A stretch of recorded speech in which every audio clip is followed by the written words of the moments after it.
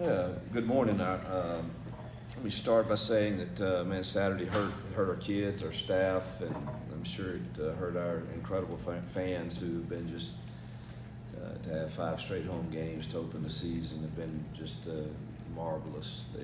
They've been, and our students and band, cheerleaders, they've been incredible, and I'm sure they were hurt just like our kids felt gutted, and staff and everybody a part of it. So we're judged on results, and it's my responsibility to bring results to this program that restore its glory, and that builds, not only restores the glory of the Auburn football team on the field, but also I firmly believe that part of my job is to build up Auburn men, and that is one thing that I do believe and see occurring even through the hardships that we're going through, and it's something that we take very seriously, and when you talk to them, I feel like we're accomplishing good things there.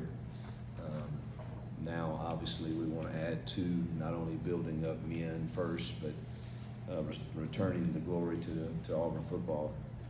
We're working tirelessly to do both. Truthfully, it's why I teach truth lessons on Monday and Thursday about life, the lessons we can learn from the game of football for that. Our fan base has done their part, which makes not being 5-0 very hard to swallow when we certainly had our chances to do that. My ask is to stick with us through the growing pains, and support our guys and efforts and our recruiting efforts, because the results are going to come. We're not that far off, and hope the 25 recruiting class sees that and knows they have a chance to come in and immediately impact this program just like the 24 class is currently doing.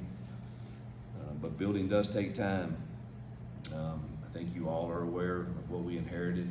Our AD has done a marvelous job of explaining that. He did to me before I took the job, with the previous recruiting classes not being what you need to compete at a high level, and 57 transfers out in the previous 3 years before my arrival. So building takes time, but our process, when complete, is going to make everyone very, very proud and to wear the orange and blue. It's making ground. The process is. I see it. The record doesn't reflect it. Even when playing, 12 freshmen, and I think a combination of the 49 guys that played Saturday, there was 24, if you count our kicker, 24 freshmen and sophomores that played the majority of the snaps, and I use that for my recruiting pitch.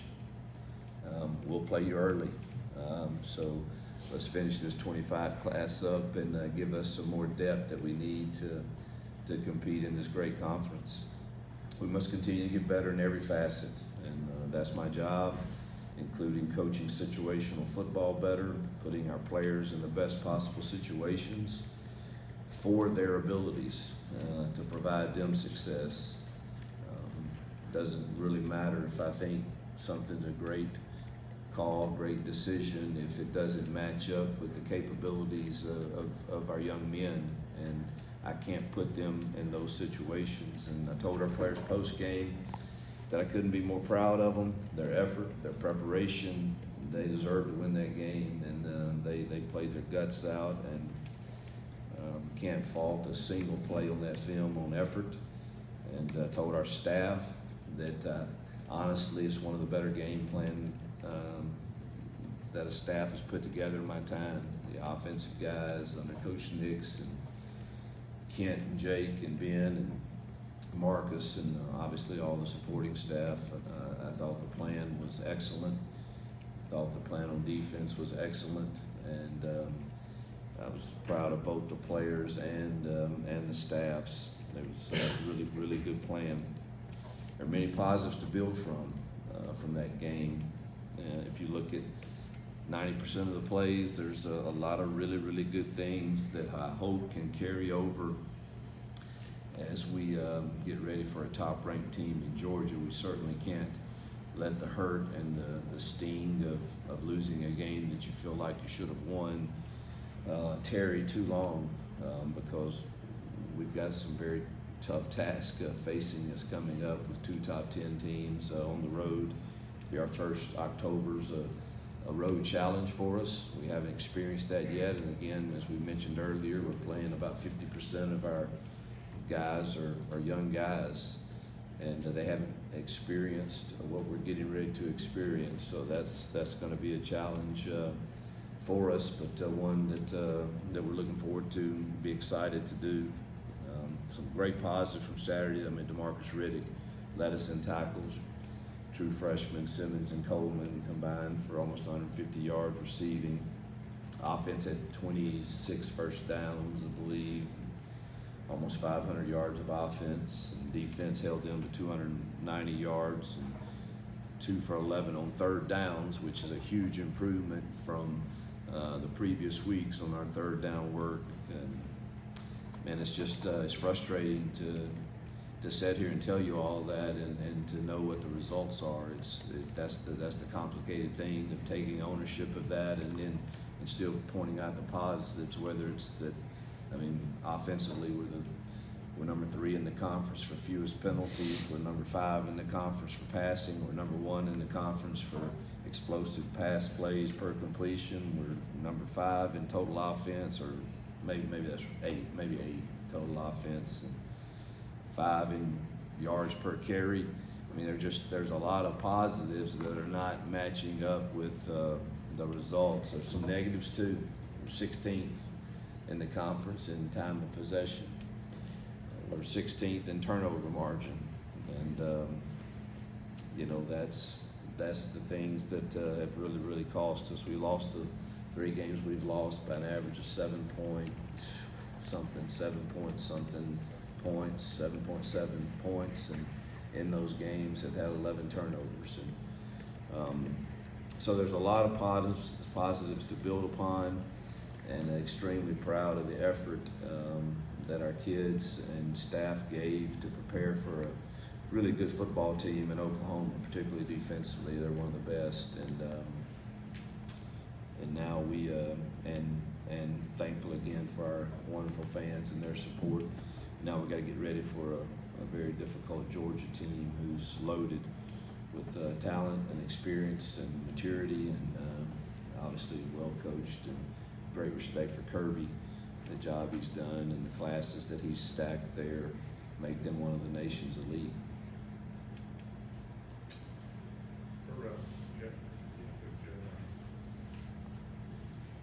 Hugh, what is, from a coaching perspective, what is your biggest regret from the Oklahoma game? Is there a call or a situation? Yeah, you know, I'm very transparent. I've watched it like 3 times, and I usually stop at 2. But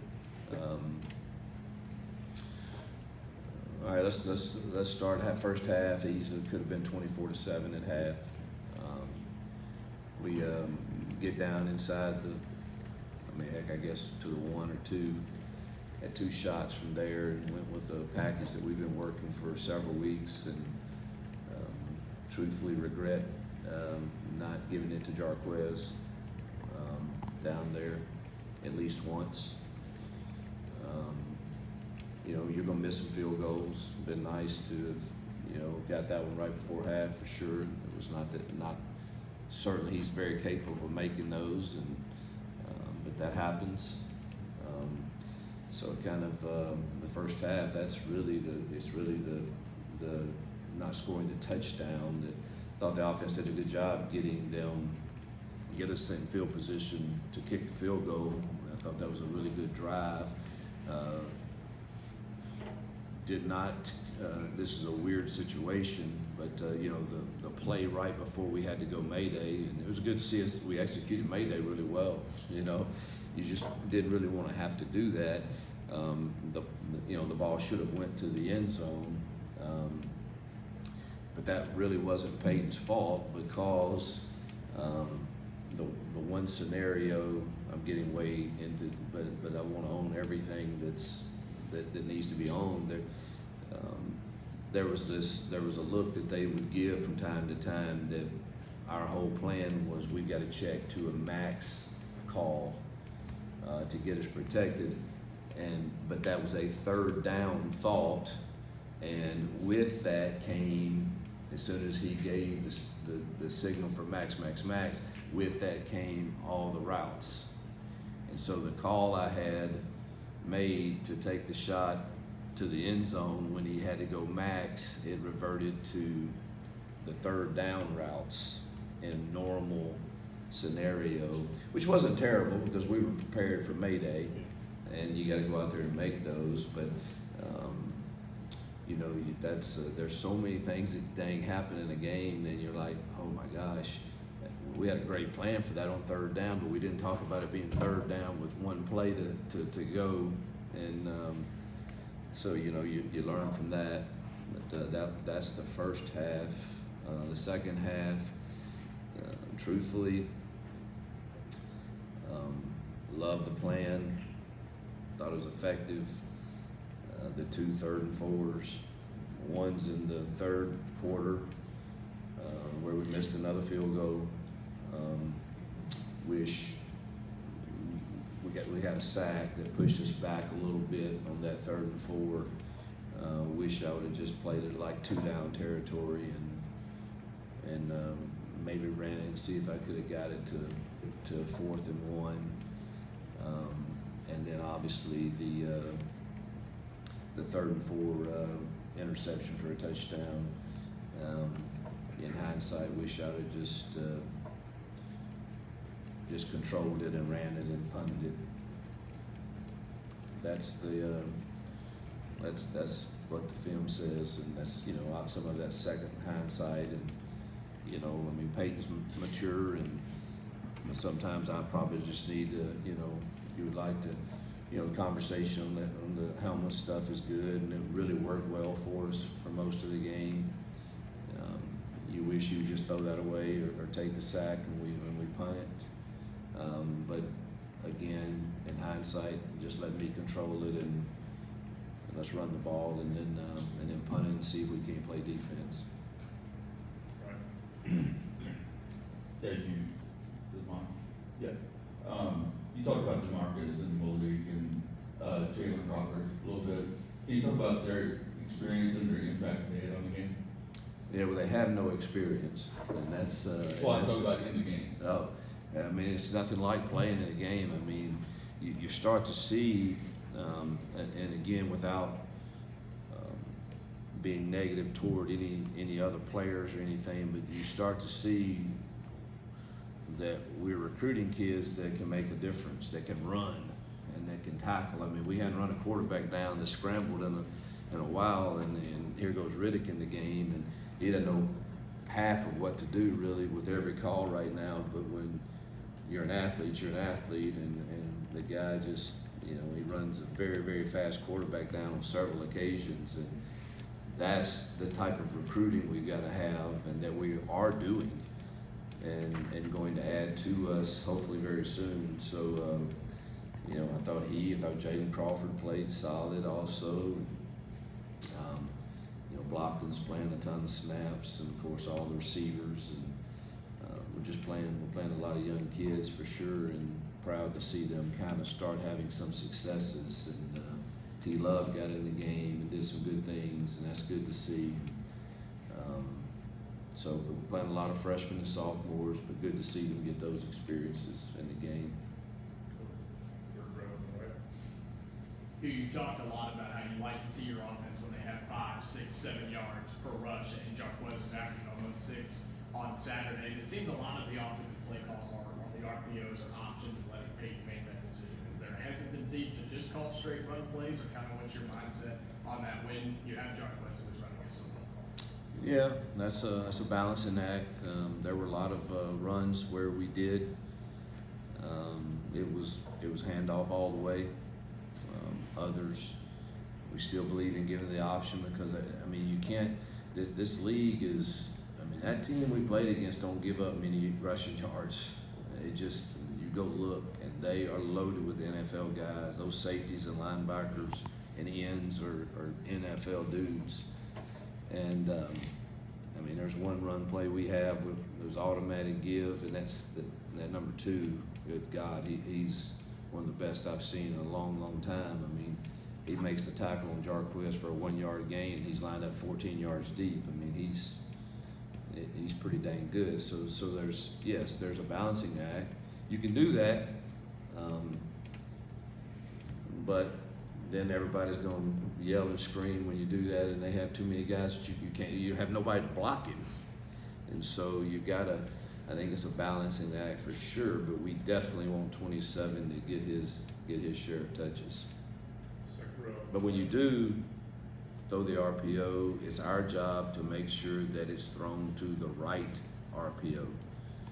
And that's where we still are struggling a little bit. And so we got to keep working to get that corrected. You mentioned the first half goal line situation. Had some mixed success in red zone and short yardage. Are you a little surprised or disappointed at that? You've done quite a few different things. Yeah, I'm really disappointed that we didn't score that touchdown, obviously. And truthfully, the first time we did it, it should have scored, and we had, again, I don't ever want to sound like I don't know, everybody seems to think when I tell you what really happened that I throw somebody on the bus. I'm not. I mean, but on the first one, we've lost B. Frazier to a broken foot, who's usually in that position, and we had to sub in for him somebody that's an old lineman that doesn't get all those looks a tight end gets, and they gave us a squirrely look, and he did not go to the right spot, and thus it ate up 2 of our pullers. And if we could have got those 2 pullers around, I think we walk in. But that's on us as coaches to, when you lose somebody, it's next man up, and you got to get them ready. And we obviously didn't have one guy ready for that play, and so that's frustrating when you watch that. And the play, not the last one or not that one, the play before that, they had a really good call on, but if we totally understood, again, back to coaching, if we totally understood every single look, I think we walk in on that one too. But it's hard, man, to show because they're game planning too. And it's hard to show every single look, but when you look at the tape and you say the facts are, if we had covered this look, it is a really good call and it's going to score. And when you look back at the practice tape, we never showed them that particular look. Obviously we show them as many as we think we can, but so we've got to just continue to, hopefully we get the right looks taught to our kids so that we can execute those short yardage plays.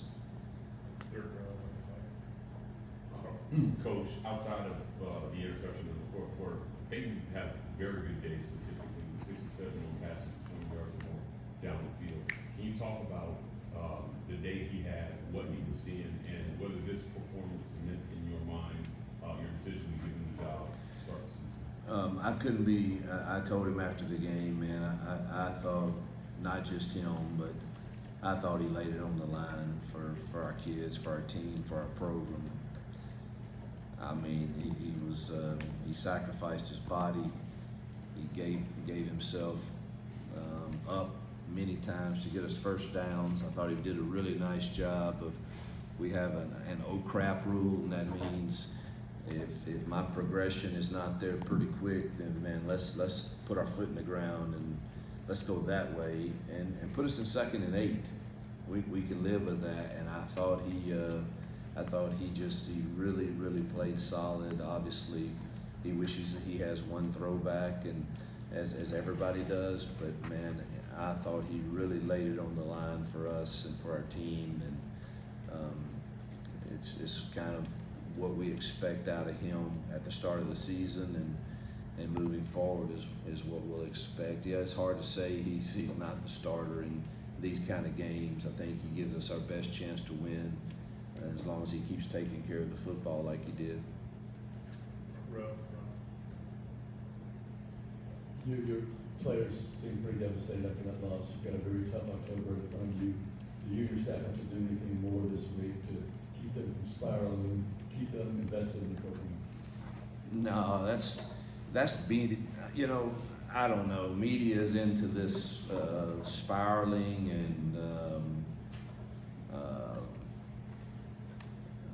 keep them together and, you know, is that really, I mean, if that is a question about, your team, and then you're probably not gonna have a whole lot of success. But that, man, in life, you don't get the chance to spiral and then have success. And it's the same way in football, and that'll be my lesson today that I've had planned, obviously, since back in the summer, is one that I think's perfect for our moment, that I'm gonna teach on and give some real life examples for myself, and how at times in life you've got to draw the line on, what am I really in this for, and what did I really sign up for, and you know, what happens when you sign up for a job and it doesn't go the way you want. Do you spiral and I don't know. I mean, what's that? I don't think I don't know. I guess we're just made there's not another option, man. We get an opportunity this week to go and play one of the top teams in the country, and with a young team that is building, and we see it as another great opportunity. Yeah, it's a tough October. It's going to be, you know, some great challenges, and we could certainly lose some games, and we could certainly win those games. But every week is a new life of its own, every day, and you expect your staff and you expect your team, man, to be ready to go and fight again. And yeah, it hurts and it stings, but you're not the only one that's gotten a bad report.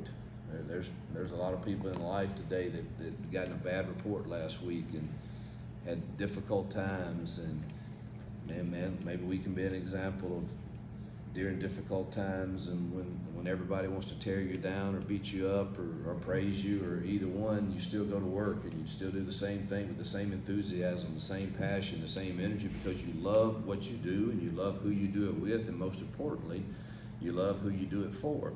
And we've got a great place to represent in doing that. So, man, we're not going to blink as a staff, and I don't expect our kids to either. Hugh, you mentioned this game plan defensively against Oklahoma you thought was well executed. You said last week you thought they played hard against Arkansas. How much do you lean on that group as being a constant as they've been kind of so far this season? Yeah, they've other than third and longs, they've been really constant and containing the quarterback with rush lanes. So you take this game, the improvement is, you can't argue the improvement on containing rush lanes and the third down defense. I thought our kids and our staff did a marvelous job. I mean, it comes down to the few plays we described earlier when you asked me about that, and then defensively it comes down to truthfully, the explosive pass play that we gave up in the fourth quarter. Yeah, quarterback was gonna have one or two, but I'm glad it came early, and then after that I thought our rush lanes contained him pretty well. The big explosive play there, later in the game was one that really hurt us. And but outside of that, man, I thought our defense played phenomenal. Third row. Hugh, Dre's been super consistent for y'all since the start of the season. Wide receiver, Malcolm, last couple of weeks, about 5 or 6 touches a game, big plays for him. Are you really starting to see the light kind of come on for him at this point as a guy who wasn't here early, as an early enrollee that's been able to carve out a role? Yeah, I think you're again, they're just young, and it takes time. There's a process to developing, and there's very few, and there's some that come in and are totally ready, and most of them probably got there early. But you're starting to see him start to understand a few more things. He's still got things to learn, like we threw him two bubble screens, and for 18 years now, he's up in Alexander City. He's taken that and just outrun everybody to the sideline and been able to do it. And here it's not quite that way, but he's going to learn that, man, if he puts his foot in the ground on a couple of those are like 10-yard gains.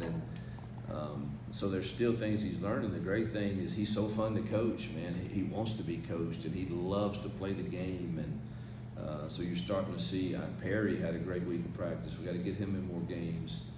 And I thought all of those, DeMarcus Riddick. I mean, we could go on and on because we're so young. Of course, Cam's coming on too and starting to get healthy again. And it's good to see all those young kids have success. Coach, you mentioned in your opening statement about what you and your staff have inherited here. In year 2, was the roster so barren and was the previous regime's job so poor in recruiting that fans shouldn't expect more than a 2-3 start when you have 5 home games to begin the year? Yeah, I won't comment on what happened before I was here. The roster was what it was. Everybody can make their own determination on that, on how many people left and the recruiting rankings and what was brought in. So you can look at that and make your own determination. Should the fans expect more than a 2 and 3 start? Absolutely. I mean, we could easily, like I said in my opening statement, be sitting here being 5-0, but we didn't get it done. And we can point to the coaching errors, we can point to the 11 turnovers and all of those things. It's a mixture, and it's our job to get it. We could point to our youth, but we've got like I said earlier, that we can sit here and talk about all those things, but we're a result-oriented profession, and those results didn't go our way, so there's no way that I can sit here and say that those 3 games weren't winnable.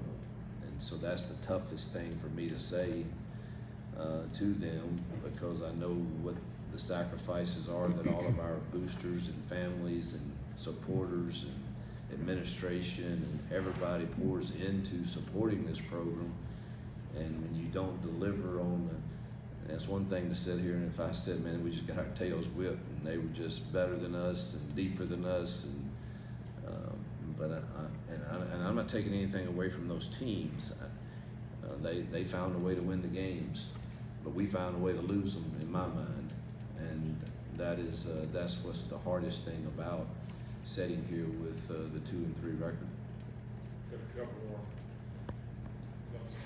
Coach, you mentioned a second ago in responding to Brian's question about spiraling and how that's not an option.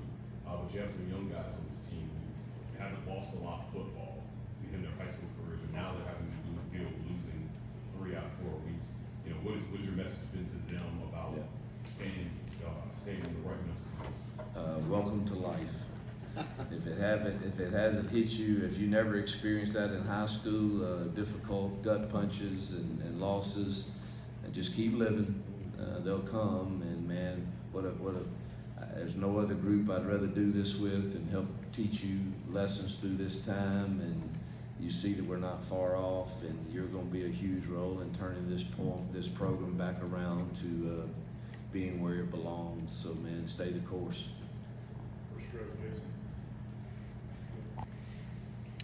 You're talking about young guys.